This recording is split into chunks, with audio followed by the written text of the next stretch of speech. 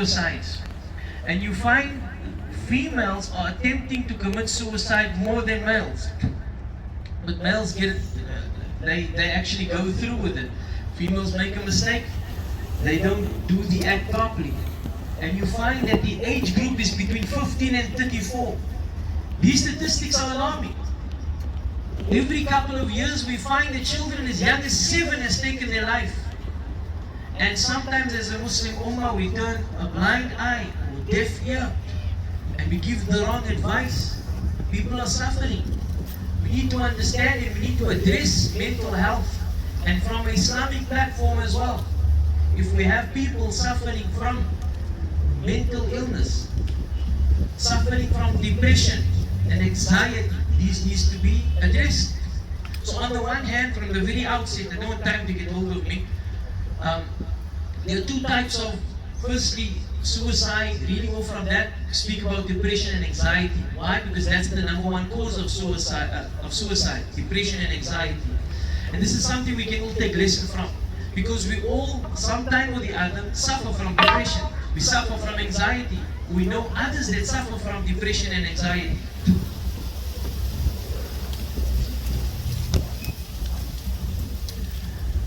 So let's address this from the Islamic platform.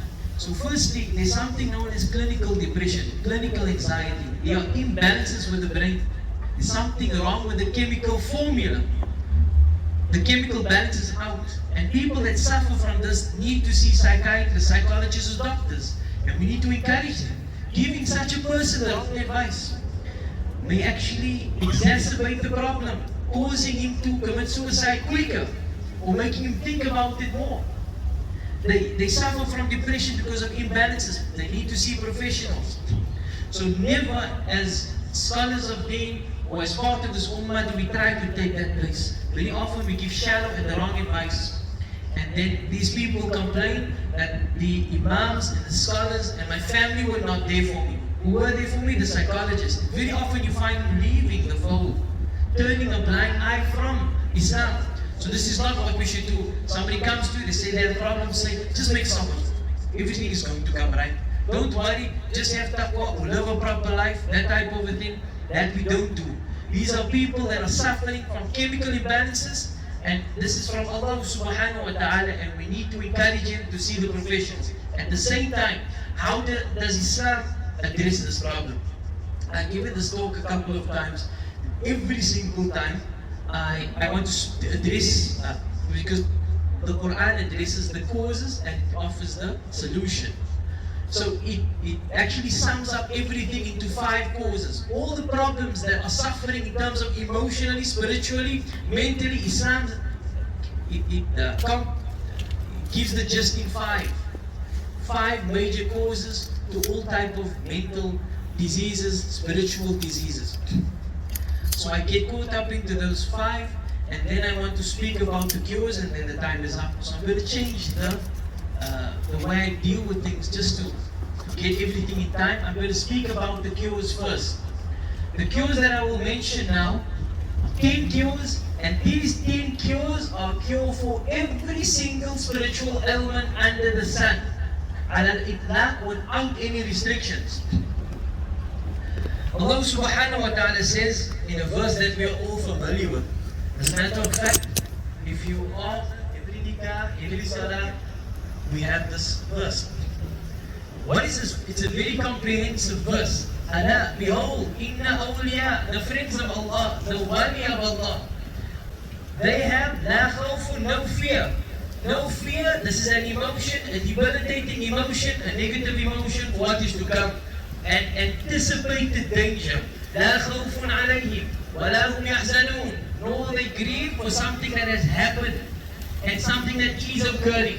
So no negative emotions fixed with anything that is to come and anything that was left behind or anything that is going to happen now. Especially at the time of death, they don't regret. الذين آمنوا وكانوا يتقون. Those who have iman and they have taqwa. Iman, the belief in Allah subhanahu wa ta'ala, which will be the basis for all the remedies that I will speak about. And they have taqwa. They love their life, they embrace life, and they go about their business dealings and their family mixing with their family, all trying to please Allah subhanahu wa ta'ala. I do not want to add to the stigma that's already attached to mental illness. We should destigmatize that. This is exacerbating the problem. We are isolating people that are suffering. Their voices are going unheard. They are crying internally because nobody understands. Because we stigmatize them, say they're not living properly. That's why they feel like this. So that we should not do. But at the same time, we must understand that with every sin comes a negative emotion. With every sin comes a negative emotion. Allah subhanahu wa ta'ala placed this in the heart of every Muslim so they can repent and turn back to Allah subhanahu wa ta'ala. Says Nabi Muhammad sallallahu alayhi wa sallam, Ma yusibu al-Musliman, nothing affects a Muslim. Whether he gets tired, whether he falls ill, or no any anxiety or depression or sadness or any harm that is afflicted against him, no any distress, even a thorn that will prick him, except Allah subhanahu wa ta'ala wipes away his sins. Understand that Allah subhanahu wa ta'ala, if it's a physical prick that is hurting us, what about the emotional distresses that we are going through? Allah subhanahu wa ta'ala recognizes each and every emotion that goes through us. So let me get directly to the cures. So there's 10 points, and I've kind of made like little sentences to help us memorize this. So I've never done this talk in this particular way yet, dealing with the remedies before I deal with the causes. So number one. So the phrase that we can easily memorize is observe punctuality. Observe. So starting with the origin. You find at various places in the Quran, Allah subhanahu wa ta'ala addresses the origin of man. How does this benefit us? Allah speaks about the developmental stages of the fetus in the womb of the mothers. Then He speaks about how the ruh comes into the body. Allah speaks about birth. And then Allah subhanahu wa ta'ala addresses you will pass by from one stage to the next stage. Allah speaks about the shababa stage, shab when he's youthful, and the kuhula and the shaykhuha, the various stages of man. The very age, the very last is haram. Allah subhanahu wa ta'ala speaks about how we're going to die. So this is origin. How does this solve a mental illness or depression that we might be going through? People are laying in bed, not wanting to get up, stay in bed the whole day. What's wrong, brother? What's wrong, sister? There's no point of getting up. Had a divorce, there's no point of getting up. I'm unemployed, I've been looking for the job for the past couple of months. What's the point of going forward? There's no purpose in life. Understand our origin and where we have come from. Imagine people that are traveling. Imagine you go to sleep in a comfortable bed and you wake up in a moving train. How did you get to the train? Nobody knows. How did you get there? Are you in danger? Are you safe? What's going to happen? Where's the destination of this train? Imagine the anxiety of someone that falls asleep in a comfortable bed and wake up in a moving train, not knowing how he got there. This is the state of people. If it's going to produce anxiety in that example, what about life? How did we get here? As Muslims, we don't have that problem. We know where we came from. Secondly, we know there's a purpose. So with punctuality, the P there for purpose. Helios, life. We have a purpose in life. So why do I need to look for a job if the unemployment is so wide, vast? Because Allah subhanahu wa ta'ala has designed us with a purpose, and the purpose is to move forward. The end result of that purpose, we don't have a choice in that particular matter. So we know where we came from, and we have a purpose in life. Each and every one of us. If any one of us claims that we do not have a purpose or a space in this world, we're actually making a very bad claim against Allah subhanahu wa ta'ala. That Allah has created us abatha, for nothing, for play. And Allah subhanahu wa ta'ala does not create anybody and anything abathan, for nothing, for gains. No, Allah subhanahu wa ta'ala is wise. He has hikmah, He has wisdom, He is al-alim. So we do have a purpose. Every single day we get up. Says Nabi Muhammad sallallahu alaihi wasallam, the one who is successful is the one, first of all, he has Iman, he's a Muslim. Secondly, he is waruzifa kafafan.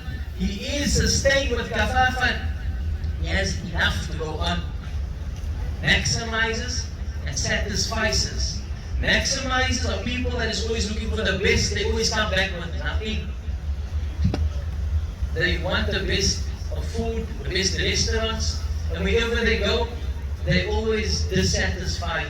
Satisfies, they look for a line that's okay, they go in that line, they have their food, and they are okay. They satisfied with the little that Allah subhanahu wa ta'ala has given to them, kafafan. And then Allah sustains, Allah gives them content. That is gold. If you are contented with what you have, you are blessed. Because there are people that can have billions and billions, but they don't have the content in the heart. Obviously, the best thing is you got billions and content. You don't mention that. But to have content within the heart, that is a gift that only Allah subhanahu wa ta'ala can give. So, there's an origin, there's a purpose in life. Embrace trust, that's the second phrase. Embrace meaning engage. Move forward. Why must I look for a job? Why must I go forward? What's the point? I don't see any light at the end of the tunnel. Why must I move forward? This addresses the fear of failure. Fear of failing in business. The businessmen out there that stress day and night. What if I don't make it the end of this month? And if I make it this month, what if I don't make it the end of next month? I need to secure this contract, that contract. I need to take this tablet and that tablet because I can't sleep anymore. I'm scared. I don't want to commit to any relationship because I'm scared. I'm scared of going into this venture and that venture. Fear of failure. You have matriculants at the beginning of the year, they are depressed. It's one of the worst times in their life. Or because what's going to happen if I fail? So fear of failure. This addresses that issue. I'm speaking about the course. So embrace life because Allah subhanahu wa ta'ala wants us to move forward. The end result, like I mentioned before, that is not up to us. For those people that are stressed for something that might happen, you might fail. The marriage might not work out. You might not be a good father. You might not be a good businessman. That fear is debilitating. Shaitan scares you. And once he scares you, he commands you to do all indecent and evil acts. So move forward. And then with moving forward, understand the end result is up to Allah subhanahu wa ta'ala. The idea is do what Allah requests of us and trust Allah subhanahu wa ta'ala to do what He has promised us. Do not stress whether Allah is going to fulfill His promise or not. Allah subhanahu wa ta'ala says, whoever believes in me, I'll give him a hayat tayyibah. Do your best to please me, I will give you a good life. It cannot be classified with what is outside because our Nabi Muhammad sallallahu alaihi wasallam had nothing. It must be what is inside, and that is content. Allah subhanahu wa ta'ala grant us content. Ameen. So, embrace trust. The next phrase is, do value time. This is countering a calamity. A calamity within itself, loss of job, loss of life, loss of property, loss of relationship. These are causes that is actually, it's making people commit suicide out there. And we have the answers in the Quran. So the phrase is, do value time. Do for decree. Something has occurred. Somebody lost a loved one. Somebody has lost their job. Some property was stolen. We saw a couple of weeks ago how people were brutally murdered. People are being kidnapped and we see this. How do you deal with something like this? Where's the justice of Allah subhanahu wa ta'ala? The first remedy to a calamity, again, not the calamity itself. It's how we deal with the calamity. We understand that this is decree. The decree of Allah subhanahu wa ta'ala. Nothing happens in this world except that it is decreed by Allah subhanahu wa ta'ala. And understand that Allah is Al-Alim. Allah knows everything. And Allah is Al-Hakim. Allah is most wise. We might not understand how things happen. For example, we've seen on the internet how people are brutally murdered. And we see this quite often when they are kidnapped. And we ask ourselves, where is the justice of Allah subhanahu wa ta'ala? Understand that somebody that has died defending their life attains the rank of martyrdom. And if he was supposed to come back, he would wish that he would die like that again.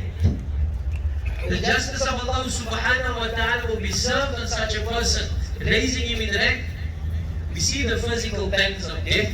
We do not see the beautiful face of Malik al-Maut. Let this be a content for those who have lost their loved ones in a brutal manner. Malik al-Maut has shown them the most beautiful of faces. Their soul was extracted in the most beautiful of ways. Angels coming down in torrent. لَا تَخَافُوا وَلَا تَحْزَنُوا. Don't fear, don't have grief. وَأَبْشِرُوا بِالْجَنَّةِ الَّتِي كُنْتُمْ تُوعَدُونَ. Glad tidings of Jannah which you have been promised. That is how the soul is extracted from that body, despite what we might see.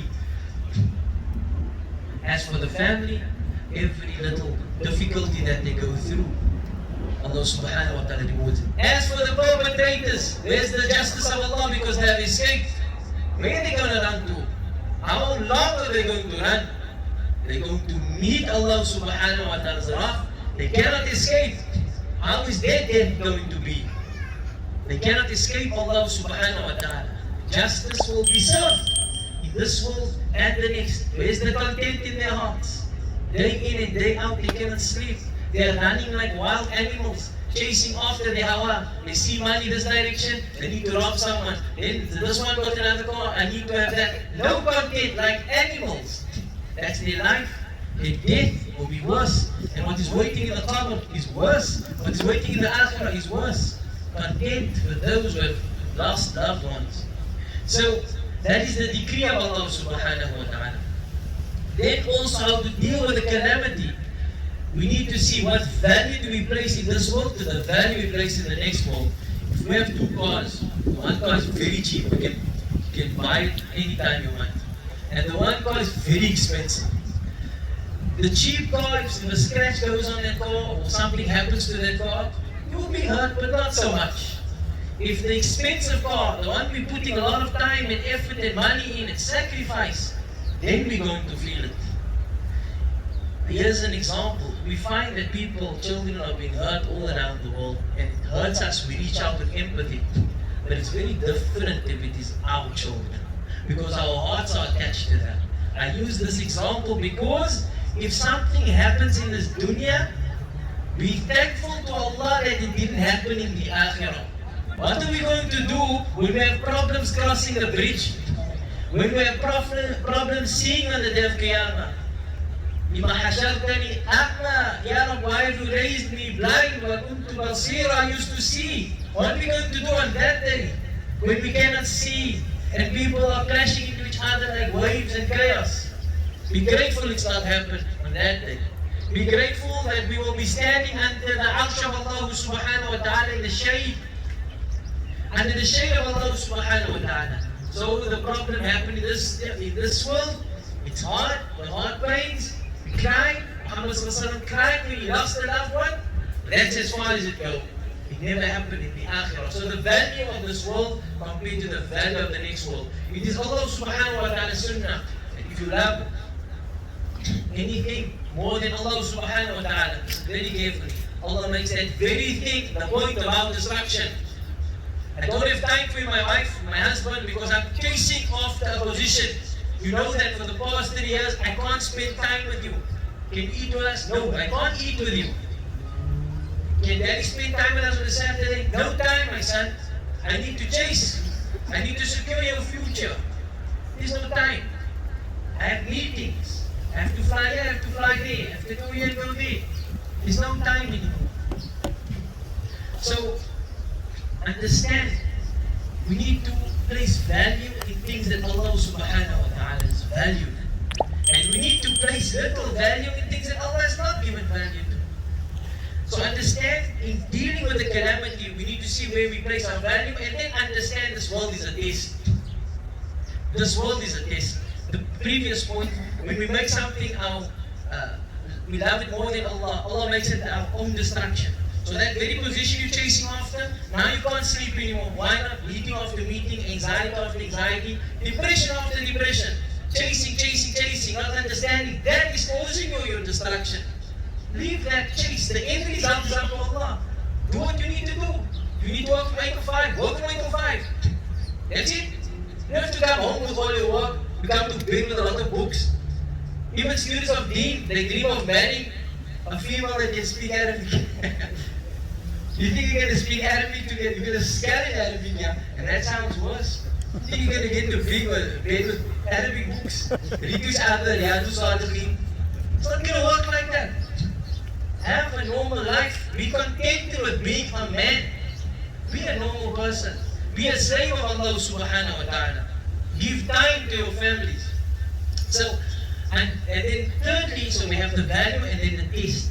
So the test is in, this life is filled with tests. You're not going to get away from it. If you're going to escape the test, then you need to go on a drug addiction, because then you're going to forget why you're here. People that's on drugs, they don't know where they came from. They might think they come from a different planet or so. They don't know where they're going. They just forgot about everything. So they're living in bliss. You can't have bliss here and there. You can't have bliss this side and that side. When you want to take that third shot again, whatever snuff you want to snuff up the nose, those alcoholics that want to drink to make their mind, away from this world, there's no alcohol in the akhirah. What are you going to do there? When the reality kicks in. So this world will be filled with tests. Embrace it, because Allah subhanahu wa ta'ala, if He loves you, He will test you, because He wants you to come closer to Him, to make you realize you can do nothing without Him. In the last 3 points, sow, reap, content. Sow your seeds, reap the benefit. So the one is there for soul. Some people have been diagnosed with terminal diseases, and they have a fear of death.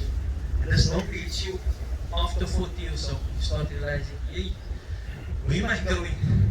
Then people say, don't worry, you're still young, man. Then you're 50. Then the 8 will tell you, you're still young. Then you feel like 60 years, you need someone 70 to tell you, it's an old body. Then they can say that in the 60 you'll feel, now I'm still okay. Middle life crisis most. When you're 80, you say, Alhamdulillah, I'm still gonna go strong. But Muslims realize this, they prepare from, they don't have this fear of death. When the doctors say, unfortunately, we got bad news, say, no. You don't tell me if the news is good or bad. That's the way. It's just news. It's not good or bad. We will decide if it's good or bad. Tell me the news. See, you have some type of cancer. Alhamdulillah. Allah has given me this cancer, He's going to be with me. He has given me something, He's going to be with me right through, till the end. Alhamdulillah. So how is this going to have content?